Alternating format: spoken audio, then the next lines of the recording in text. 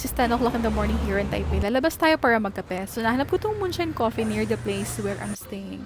Ang sarap itong Aussie iced coffee nila. I swear, recommended. Since wala naman tayong gagawin today, I decided to go hiking na lang to Elephant Mountain. Ayan, sakay muna tayo ng bus. Sobrang convenient talaga dito. Sana all. Umaambon ko ng pagbaba ko. Pero, tuloy pa din ang aura. Kakacharot.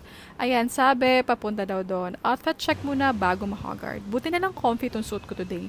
Tapos, ayan na, start na tayong mag-hike. Wala gaanong tao kasi medyo maulan and weekdays. Halfway na sana ako to reach Jewel Peak but walang tao guys. Medyo natakot ako kaya baba na lang ako. Ito nga pala yung view sa taas. Tapos ito na, nakababa na tayo na very quick. Ambon pa din pero nagutom ako bigla kaya hanap tayo ng food at gusto ko mag-market kahit 5 p.m. pa lang. So mag-MRT tayo papuntang Shimending Market. Sikat tong market na to. Ayan, kung gusto mo mag-shopping, go. Tapos madami din silang food choices. Pero gusto ko lang naman matikman ulit yung hot star chicken nila dito. And yung famous na boba milk.